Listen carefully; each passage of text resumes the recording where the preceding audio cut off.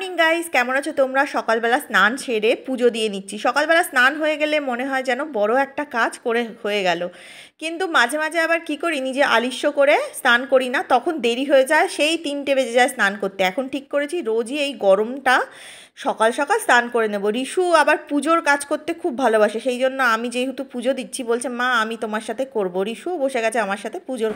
এ ধরো বা, নাও নাও বা, নাও তুমি গুড বয় সোনা বাবা আমার। ধরো ক্যামেরাটা ধরো,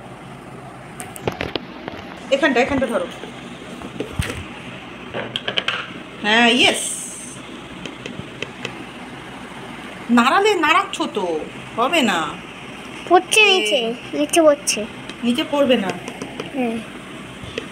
এটা কার বলো তো? মানু ক্যামেরা উল্টো পাল্টা হয়ে যাচ্ছে, এই যে এরকম। আর একটু দূরে নাড়ালে হবে না, একটু দূরে ব্যাস। এই তো তোমার হাত চলে আসতে, কি করছোটা কি? সামনে না আনলে কি দেখা যায় মানু? না দেখা যাচ্ছে যাচ্ছে।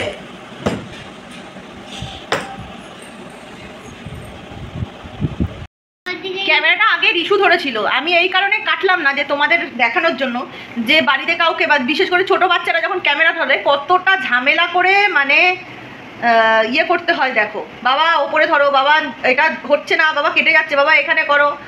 মানে একটা ভিডিও যারা করে তারা জানে যে কতটা কষ্ট, জানি সবটাতেই কষ্ট আছে না বাবা। আর ছোটদের দিয়ে আমার তো সেরকম কেউ নেই ধরা, তো রিশু বাবাকেই শেখাতে হবে আস্তে আস্তে। পড়াশোনার সাথে এদের ক্যামেরা ধরাটাও শিখবে না বাবা, তাই তো?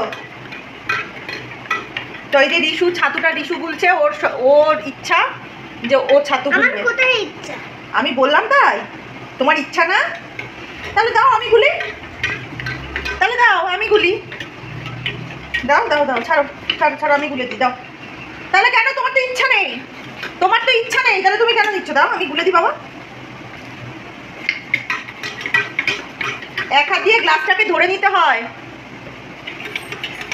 বুঝলে?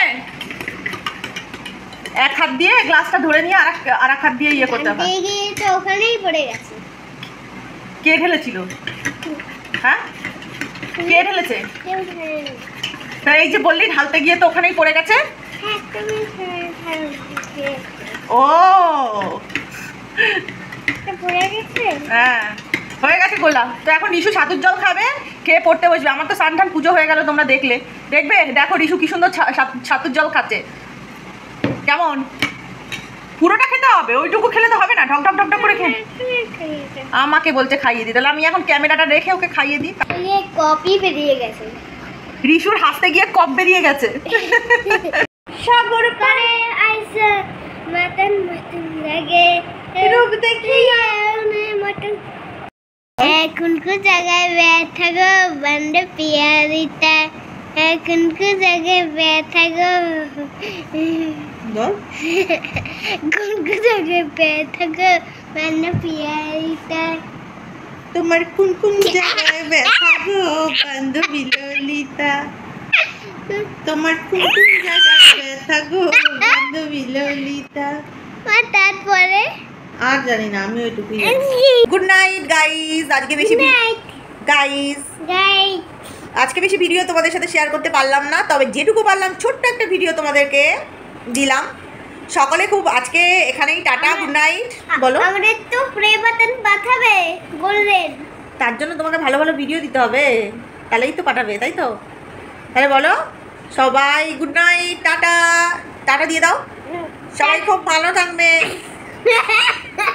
সুস্থ থাকবে। দেখা হচ্ছে পরের ব্লগে। Bye bye.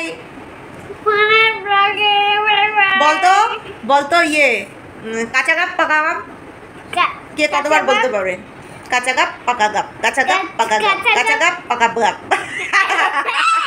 তুই বল দেখি। আচ্ছা তুই বল দেখি। আচ্ছা তুই বল। কথা বলছি না, এদিকে তাকিয়ে, এদিকে শুয়ে, নালে আউট।